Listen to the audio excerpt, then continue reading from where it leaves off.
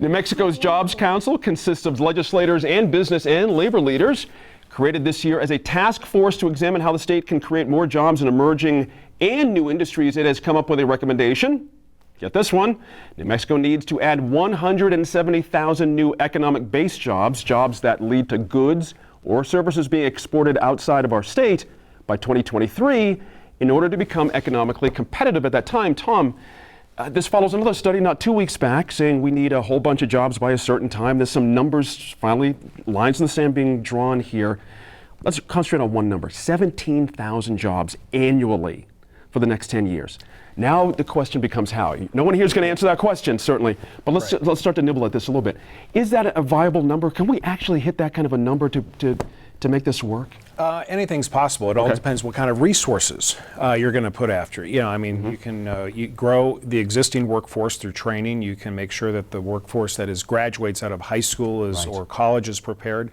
Or you can also spend the resources on attracting some of the 50,000 who left the state over a span of about 2 years to say, come on back to New Mexico. So I think it's a very ambitious goal, but it's something that can be achieved if there is that that big catchphrase is coordination. Right. And that's what I think right now is the great issue with making that 17,000 a year, 170,000 over 10 years achievable. Is this, again, under the idea of this is this doable? I agree with Tom. All things are possible depending on how you approach it. But is this the one to get everybody to sort of set up and fly right and play well together? I mean, it just seems like this idea that we're all coming at this from vastly different points of view is part of the problem. How do we get together on this? Well, I mean, I'm not sure that's achievable. What you just said, getting everybody to play together and work together. I mean, I think it's one example of what a particular study says we need, and I think it's a large number, but there is opportunity, I think, in certain sectors.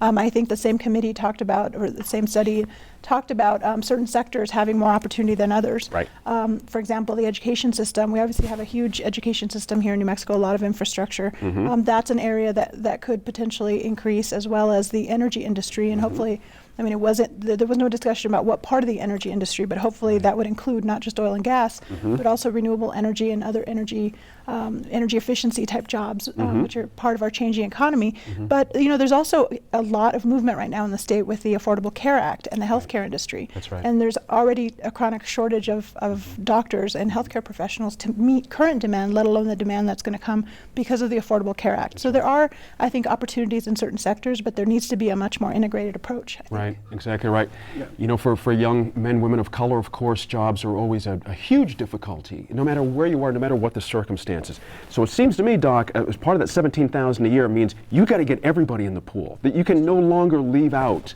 kids of color or anything else out of this equation. Everybody has to be part of this, That's it seems. true. And we have to have a collective strategy, and it's my understanding that Mayor Berry, United Way of New Mexico, UNM and CNM, they're establishing a partnership to make sure that we train these individuals to be prepared for the job market. So most certainly we want to make sure that youth of color are engaged in this educational and training process. One of the interesting studies that came out this week, Doc, was in the New York Times about income mobility, meaning who moves up the income ladder depending on where you live. We didn't come out that great here in New Mexico. Not the worst, but not that great. And that should be a telling factor, shouldn't it? That the idea that you have about a 4% chance of moving up economically if you start somewhere in New Mexico. And that's why it's important for us to have the right players at the table when we're developing this collective strategy, because there are people who are always left out. Right. And being black in New Mexico and America, most times, our community is left out. So not to feel sorry for us, we just want to be a part of that equation.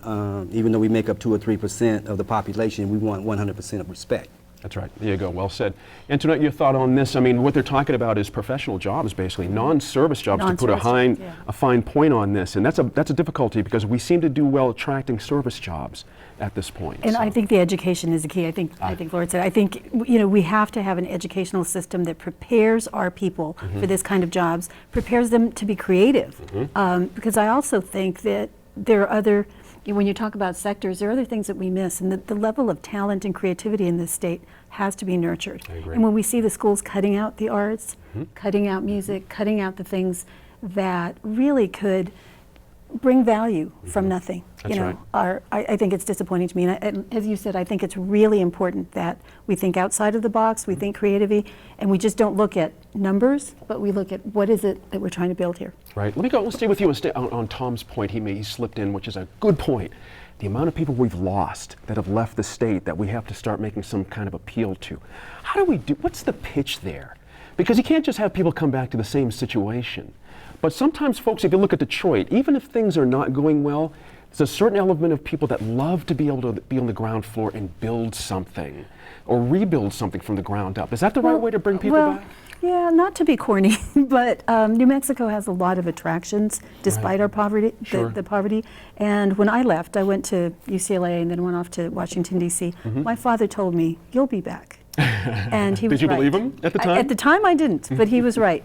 There Yeah. really is something special, and that's the pitch. We need to make people remember what's special, Yeah. and that there is a place for them. Right. Laura, you We did have the to same create thing. those You places. left at I a certain did. point of your career and came back. What do you think about this idea of attracting people back? Because this is not an unusual thing in cities around the country right now. Well, you know, my main reason for coming back was family, and I think a lot of people are that way. You know, a lot of people have the strong family connection and feel like they want to spend time closer to family and friends and people they know and the green chili they love. So, right? So I think you know, that's a part of the equation. But I think that attracting people, especially professionals, to come back means ensuring that we have jobs for them. I mean, there has to be, you know, that education system is there and it needs to be improved and continued. But we also have to have better transition into professional jobs. I think, you know, right now I can speak from my own organization. Most of the people who I work with have at least a master's degree. Okay. And they're all making, you know, we're paying them as little as we can get away with right now because we're scraping by.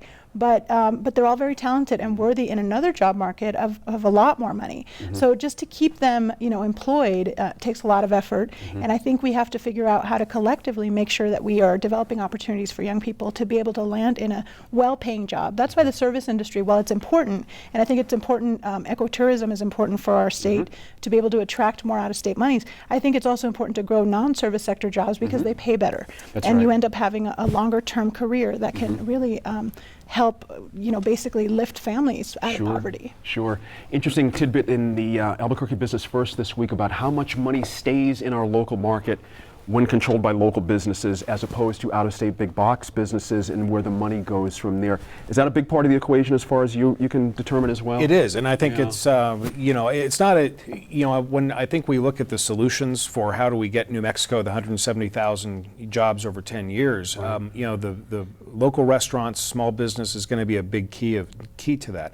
But New Mexico residents, I think, have to also acknowledge that, you know, they can't just say on one hand they want to support local business and then go buy everything they need at Walmart and Target and stuff like that. They really have to go and support. And the local business can't just sit there and say, help us because we're a local business. That's right. They have to create that unique selling point for themselves.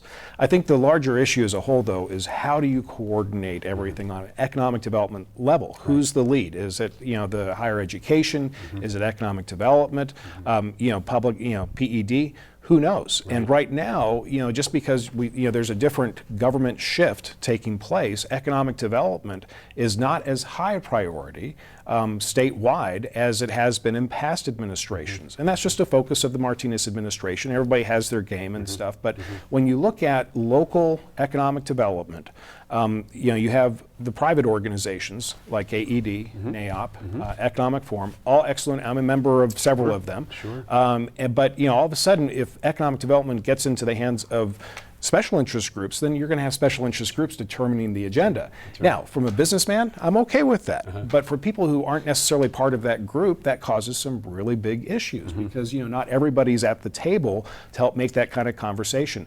I think it's a bigger issue when you get to the statewide level, you know, because state economic development department, no disrespect to the secretary, I just haven't really seen a lot. I've actually seen more out of ACI, which, you know, as a member of ACI, I'm very comfortable with. But not everybody is a Association member. of Commerce and Industry. Yes, just yes. to spell it out. Dr. Beverly McClure, who heads that organization, does a great job. But, you know, I think that, you know, but nobody is really taking the lead. Everybody's taking a lead in their own little niche.